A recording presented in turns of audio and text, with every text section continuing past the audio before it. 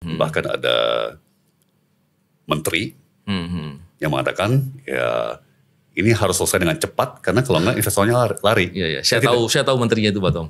Saya tidak mau kehilangan kesempatan investasi ini. Iya. Akhirnya pakai otot. Iya. Balik lagi ke mental penguasa, mental semena-mena, banyak gusur, ya kan. Akhirnya terjadilah bentrokan dengan rakyat setempat. Halo, ketemu dengan saya Utomo 73. Kali ini yang lagi trending Tom Lembong, ya, yang berkali-kali disebut oleh Gibran pada saat debat cawapres. Ternyata justru menaikkan elektabilitas Tom Lembong. Wah, jagat maya ini lagi santer-santernya memberitakan Tom Lembong. Yang memang pada dasarnya Tom Lembong adalah dulunya itu pegawai atau ada di pihak di kubu Jokowi, dan itu pada periode pertama. Selanjutnya Tom Lembong tidak, dan entah angin apa yang akhirnya membuat Tom Lembong harus merapat di kubu Amin. Nah, tentunya ini membuat gusar mereka yang dekat dengan Pak Jokowi. Ada apa ini? Bahkan sang maestro yang galak Pak Luhut Binsar Panjaitan itu cukup komentar, cukup pedas, cukup tegas itu ya. Agak bersifat menekan kali begitu ya. Pokoknya Tom Lembong harap jangan ngomong tentang kejelekan selama ini di pemerintahan seperti itu. Wow, kenapa harus dibatasi seperti itu, Pak Luhut? Nggak usah biarkan rakyat tuh ngomong. Kalau benar ya benar, kalau salah ya salah. Tujuannya mengkritik kalau itu salah, supaya pemerintahan lebih bagus begitu. Nah, tapi kayaknya udah kadung ini ya. Terjadilah sesuatu yang kemudian menjadi bola liar, blunder. Karena Tom Lembong akan menceritakan banyak hal tentang istana selama dia bekerja di sana, dan tentunya ini bikin adem panas begitu ya. Termasuk Pak Jokowi juga agak sedikit sinis jadinya ya. Wah, ini kita lihat gimana kiprahnya Tom Lembong ini. Ya, ini pada saat ini Tom Lembong banyak sekali diminta untuk podcast, termasuk podcastnya dengan Novel Baswedan, mantan pegawai KPK. Kita lihat se-ekstrim mana, seberani mana, dengan resiko yang tidak sedikit, tidak kecil, bahkan keselamatan. Oke, kita lihat.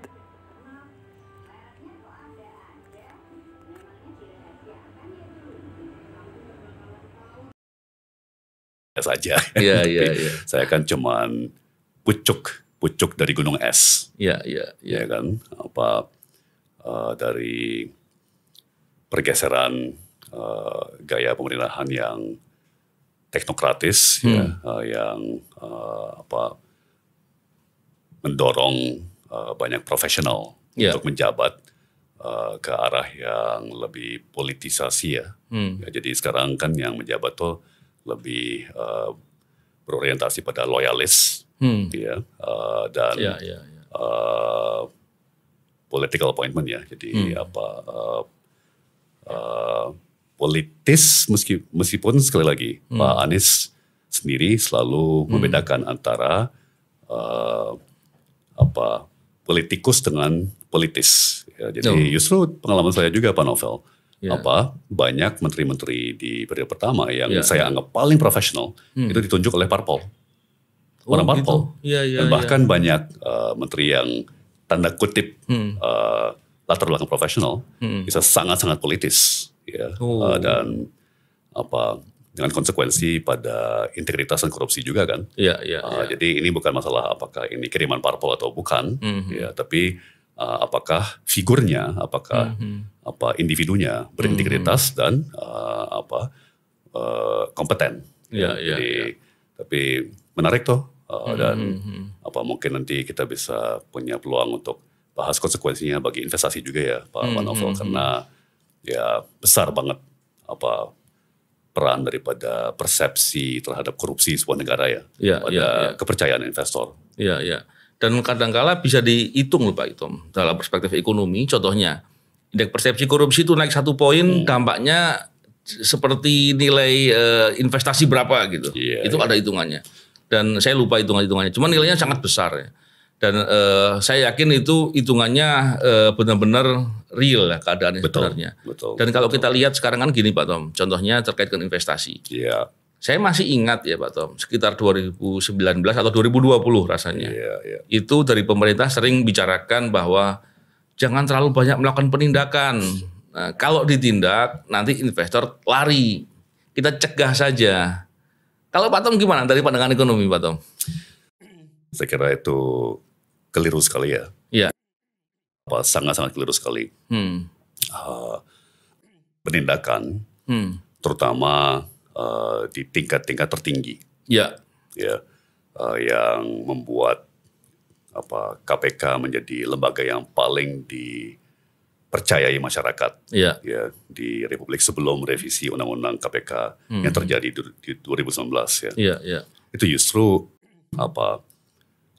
bahwa tidak ada yang luput dari penindakan hukum. Bahkan pimpinan-pimpinan tertinggi negara itu ditindak. Bukan hanya yang kecil-kecil yang tak berdaya, tapi bahkan yang paling berkuasa itu tidak luput dari penindakan apabila mereka berkorupsi ya. Itu punya dampak positif yang luar biasa bagi persepsi terhadap Indonesia di mata investor, baik domestik maupun internasional, karena dua-duanya menjadi korban dari pemerasan. Betul. Bahkan mungkin lebih-lebih investor domestik yang lebih rentan ya menjadi korban pemerasan oleh pejabat. Dan tentunya perusahaan internasional juga. Tapi kalau mereka mah tinggal ngambek aja. Mereka ya udah kalau gitu saya nggak jadi invest. Tapi kalau beberapa perusahaan investasi perusahaan internasional Pak Tom, Pak. ketika dia menyuap ke Indonesia, di negaranya dia dihukum loh Pak Tom. Betul. Contohnya perusahaan SAP lah di Jerman. Dia menyuap di Indonesia, di negaranya dihukum, tapi penyuapan di Jerman belum diproses. Dan ada beberapa kasus lain. Contohnya dulu kalau nggak salah kasus terkait dengan pembelian pesawat. Boeing nggak masalah, saya lupa deh. Airbus. Itu juga ada kejadian yang sama. Di negaranya dihukum, didenda berat dan orangnya pun dihukum. Ini di kita enggak diproses. Atau diproses tapi belum tuntas juga. Jadi banyak problem-problem seperti itu. Harusnya kan korelasinya gitu ya Pak Tom ya. Betul. Jadi yaitu satu salah strategi, salah paradigma ya, bahwa ya sudahlah biarkan korupsi berjalan ya karena itu melancarkan ya kan pengambilan keputusan. Gitu. Serius saya sering mendengar argumen seperti itu kalau korupsi dicegah atau di stop gitu kan pejabat akan tidak lagi mau mengambil keputusan dan itu sangat menghina ya bagi jutaan ASN yang berintegritas yang mau mengambil langkah yang benar jadi itu sebuah paradigma yang sangat sinis ya yang sangat jahat dalam pengalaman saya Pak Novel, pikiran saya 70-80% daripada ASN itu mau bebas korupsi. Minimum. Minimum. Jadi saya kan kalau ngitung selalu konservatif. Minimum 60-80% dari ASN. Dari mana Pak Tom bisa memperkirakan itu? Memang tidak sepenuhnya scientific. Harus saya akui. Ya, jadi ini semacam sampling informal. Jadi waktu saya di Kementerian Perdagangan, kemudian di BKPM, Makanya di podcast lain saya pernah bilang apa banyak sekali pejabat kita tuh capek sekali sampai ngantuk sekali, bahkan ketiduran di rapat. Kenapa? Karena mereka bidik ke usaha sampingan untuk ada sumber penghasilan lain, kan, untuk menopang sebuah gaya hidup yang sesuai dengan status sosial mereka yang tinggi, ya kan, supaya mereka tidak harus korupsi. Jadi dan secara informal kalau saya coba hitung ya, catat-catat gitu ya, ya itulah perkiraan saya. 60-80% dari ASN kita sebenarnya kerja keras ya untuk menghindar dari praktek-praktek yang tidak baik termasuk korupsi. Iya. Memang repot sekali Pak Tom. Kalau kita lihat induknya korupsi kan konflik kepentingan Pak Tom. Konflik of interest. Banget. Ya kan? Induknya korupsi di situ. Awal mulanya di situ. Hari ini kita boro-boro ngomongin konflik of interest Pak Tom. Yang ada pembenaran-pembenaran. Ada pejabat yang kemudian ada afiliasi dengan suatu usaha tertentu. Dan kemudian dia tetap mengambil kebijakan di bidang itu. Betul. Itu kan konflik of interest kentara sekali. Bahkan ada orang yang pejabat yang suatu hal yang terkait dengan suatu diduga perkara atau suatu masalah lah. Yang idealnya dia harus mengundurkan diri gitu. Tapi yang ada, udahlah kan kita masih menghormati proses hukum. Ada. Gimana Pak Tom memandang itu dalam perspektif ekonomi itu Pak Tom? Dampaknya seperti apa itu?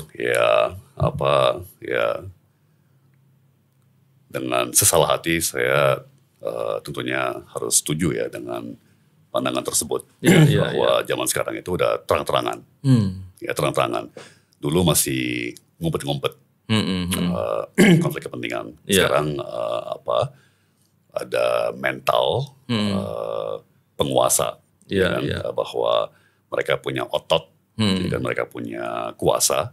Ya, jadi intinya mau apa loh? Mau apa loh? Gitu, ya. Malah nantangin ya Pak Tom. Kemudian dalam proses pembenaran keluarlah berbagai macam argumentasi, tanda kutip fakta yang tidak akurat, yang menyesatkan dan pokoknya tidak akurat lah untuk pakai bahasa sopannya ya. Dan yang bikin saya yakin bahwa Pak Anies, Pak Muhaimin akan menang pemilu. Karena mental semena-mena seperti ini itu diiringi dengan gestur tubuh yang memuakkan. Ya kan, dan lama-lama orang sebel ya Pak Tom. Dan saya baru sadar waktu saya mulai keliling ke daerah-daerah Pak Novel ya. Jadi bagi masyarakat bahkan di desa, ini bukan sesuatu yang abstrak, jauh dari tempat mereka di Jakarta antara petinggi-petinggi.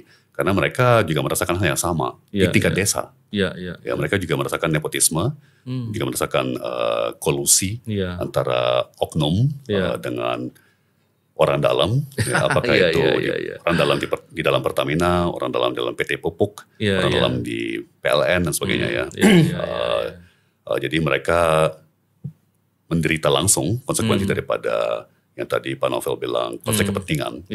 Wah ini kan orang-orang memperkaya diri, membuat malah kitanya yang sengsara, tidak terlayani.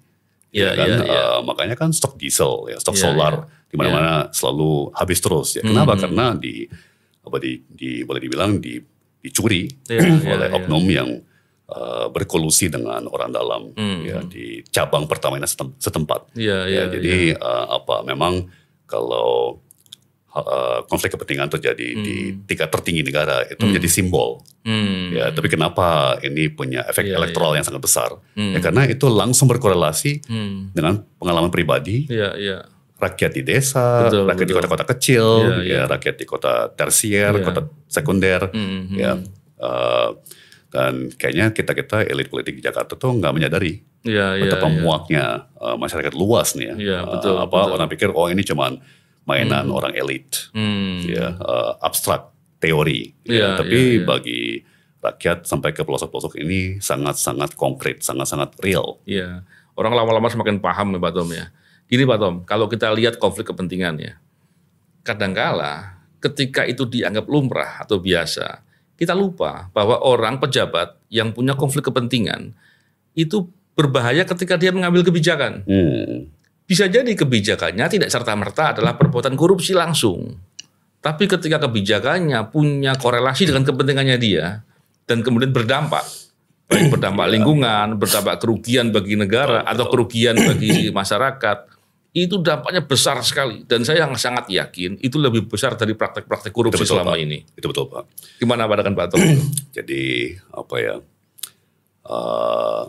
Sebagai teknokrat dan yang memanfaatkan masa-masa pandemi ya, masa-masa tidak menjabat untuk mendalami riset data dan fakta dari seluruh dunia. Ya.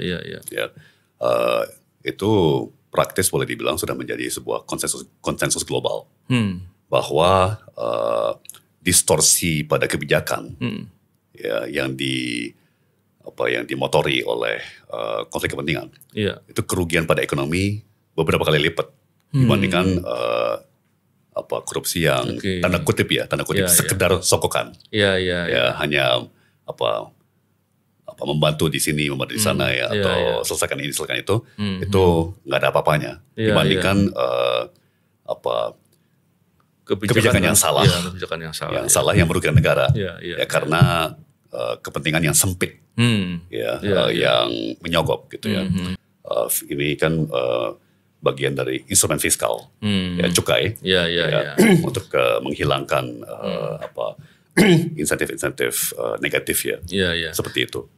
Pak Tom kan 2019 terakhir menjadi kepala BKPM. Seingat saya ada investasi yang cukup besar terkait dengan masalah pengolahan besi, dan ternyata dalam beberapa investigasi atau penelitian menggambarkan bahwa banyak produksi-produksi besi yang menggunakan alat pengolahan yang tidak ramah lingkungan.